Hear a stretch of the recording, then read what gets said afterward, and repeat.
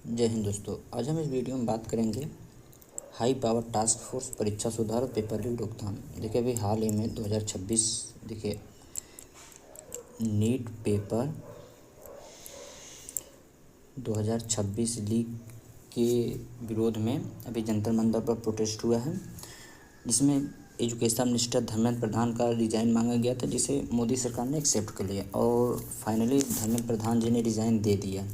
लेकिन मोदी सरकार सिर्फ यहीं तक नहीं रुकने वाली। उन्होंने एक हाई पावर टास्क फोर्स का गठन किया है, जिसका मुख्य उद्देश्य परीक्षा में सुधार और पेपर लीक रोकथाम के लिए कार्य करना। आइए थोड़ा सा इस कमेटी के बारे में जान लेते हैं, क्योंकि मे भी एग्ज़ाम में पूछ सकता है और मेंस के पॉइंट ऑफ व्यू से भी इम्पोर्टेंट है, क्योंकि मेंस में वही क्वेश्चन उठाए जाते हैं जो करेंट में चल रहे होते हैं। तो देखिए इसका जो गठन किया गया है वो प्रधानमंत्री नरेंद्र मोदी के द्वारा विशेषकर एनटीए में व्यापक सुधार और इसे लीक प्रूफ बनाने के लिए किया गया है। और इसके जो अध्यक्ष हैं वो है नंदन नीलेकणी, जो इन्फोसिस के संस्थापक और आधार देखिए जो आधार का कार्य करता है UIDAI, ठीक है, ये इसके भी अध्यक्ष रह चुके हैं। और ये UPI जैसे डिजिटल प्रणालियों के भी मुख्य वास्तुकार हैं। वास्तुकार का मतलब इन्होंने इसका जो फॉर्मेट है वो इन्होंने डिसाइड की, मतलब फॉर्मेट बनाने में इन्होंने कुछ बहुत अपना योगदान दिया होगा। और देख लेते हैं इसका जो मुख्य उद्देश्य है वो है परीक्षा प्रणाली को पूरी तरह से पारदर्शी, विश्वसनीय और तकनीकी आधारित बनाना है। पेपर लीक, साइबर हमलों और अन्य धांधलियों को रोकने के लिए सुरक्षित एंड इनक्रिप्टेड प्लेटफॉर्म तैयार करना। और तीसरा जो इसका उद्देश्य है वो नेशनल टेस्टिंग एजेंसी यानी एनटीए की संस्थागत क्षमता और प्रशासनिक दक्षता में सुधार। देखिए इस टास्क फोर्स का मुख्य घटक मतलब मुख्य उद्देश्य है विशेषतः एनटीए में सुधार करना, ठीक है। और साथ ही अन्य परीक्षाओं को भी ये फोकस करेगी कि कैसे क्या पेपर लीक को कैसे रोका जाए।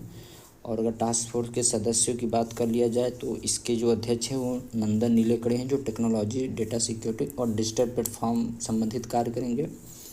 और इसके जो नेक्स्ट मेंबर है एस सोमनाथ, जो इसरो के पूर्व चेयरमैन भी रह चुके हैं। ये जीरो एयर एक प्रक्रिया, साइबर इंटेलिजेंस और स्पेस मिशन जैसी उच्च सुरक्षा मानक प्रणालियों से संबंधित कार्य करेंगे। तपन डेका, जो पूर्व निदेशक है IB के इंटेलिजेंस ब्यूरो, परीक्षा माफिया और लीक सिंडिकेट्स पर नकेल कसने के लिए ये इंटेलिजेंस नेटवर्क और रियल टाइम मॉनिटरिंग का कार्य करेंगे।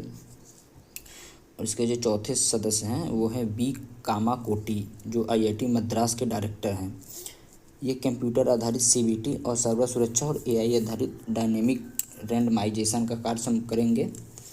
और जो पांचवें सदस्य वो अनीता करवाल हैं, जो एक महिला हैं। देखिए किसी भी कमेटी में एक फीमेल का होना बहुत ज़रूरी है, ये मतलब वुमेन एम्पावरमेंट को ध्यान रखते हुए किया जाता है। तो इनका जो कार्य है वो है शैक्षणिक सुधार, छात्र नीतियाँ, परीक्षा केंद्रों के लिए सख्त मानक संचालन प्रक्रिया से संबंधित ये कार्य करेंगी। और जो छठवीं जो सदस्य है वो अमृतलाल मीणा, लॉजिस्टिक एक्सपर्ट, प्रश्न पत्रों की छपाई, स्टोरेज और ट्रांसपोर्टेशन के लिए GPS ट्रैकिंग व टैम्पर प्रूफ लॉजिस्टिक संबंधी ये कार्य करेंगे। ओवरऑल देखा जाए तो इसमें कुल 6 मेंबर हैं, ठीक है, 6 मेंबर हैं।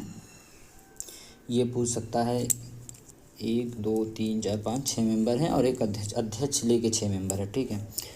और एग्ज़ाम में अगर पूछ सकता है कि पेपर लीक से संबंधित क्या उपाय किए जाने चाहिए, तो देखिए सुरक्षित end to end encrypted platform, paper leak, cyber धांधलियों को रोकने के लिए पूरी तरह सुरक्षित और इनक्रिप्टेड डिजिटल प्लेटफॉर्म तैयार किया जाना चाहिए। और टेम्पर प्रूफ लॉजिस्टिक और GPS ट्रैकिंग, देखिए प्रश्न पत्रों की छपाई, सुरक्षित स्टोरेज, ट्रांसपोर्टेशन के दौरान पूरी निगरानी और GPS ट्रैकिंग का प्रूफ व्यवस्था की जानी चाहिए। और तीसरा जो पॉइंट हम डाल सकते हैं वो है सर्वर सुरक्षा और AI तकनीक, कंप्यूटर आधारित CBT के सर्वरों को सुरक्षित बनाना, आर्टिफिशियल इंटेलिजेंसी आधारित डायनेमिक रैंडमाइजेशन का इस्तेमाल करना, और इंटेलिजेंस नेटवर्क और रियल टाइम मॉनिटरिंग, परीक्षा माफिया और सिंडिकेट्स की गतिविधियों पर रोक लगाने के लिए रियल टाइम मॉनिटरिंग बहुत ज़रूरी है। देखिए ये जो पॉइंट है ये और ये मोस्ट इम्पॉर्टेंट है, ठीक है। अगर हमको पेपर लीक रोकना है तो हमें इन दो पे बहुत ही मतलब इंडियन गवर्नमेंट को इन 2 कामों पे बहुत ही फोकस करना चाहिए। देखिए जो परीक्षा माफिया होते हैं ना, वो क्या करते हैं, वो या फिर जो जिस मतलब सीबीटी मोड में जो एग्ज़ाम होता है वो, या फिर पेपर जो सर्वर होता है उसको हैक कर लेंगे। और अगर पेपर बेस्ड मतलब पेपर वो रिटेन जो कागज़ बेस्ड पेपर होता है अगर उस पर होता है तो ये क्या करते हैं, इनका जो मजबूत खुफिया तंत्र नहीं होता है ये वहीं से पेपर लेते हैं जहाँ से पेपर छपता है, प्रश्न पत्रों की जो छपाई होती है अंदर से ही ये कुछ अपना जुगाड़ करके पेपर प्राप्त कर लेते हैं। तो इन्हें रोकना होगा, और ये इन्हें रोकने के लिए हमें इन दो चीज़ों पे बहुत ही फोकस करना होगा, एक इस पे और एक इन दो पॉइंट पे। और अगर और पेपर रोकने के लिए हमें क्या करना चाहिए, तो हमें एक सख्त कानून लाना चाहिए जो कि संसद के द्वारा विधेयक बना के पास किया गया हो। और दूसरा हो त्वरित कार्रवाई। देखिए, दोषियों को शीघ्र सज़ा सुनिश्चित करने के लिए हमें फास्ट ट्रैक का गठन किया जाना चाहिए। हमें इसे टालना नहीं चाहिए, जितना जल्दी हो सके हमें सज़ा देना चाहिए। तो आप एक बार इसे देख लीजिएगा। और अगर इम्पोर्टेंट पॉइंट क्या है तो आप देखिए, आपको ये चीज़ याद होना चाहिए, इसके अध्यक्ष कौन है, सदस्य कितने हैं, तो आप एक बार देख लीजिएगा। जय हिंद।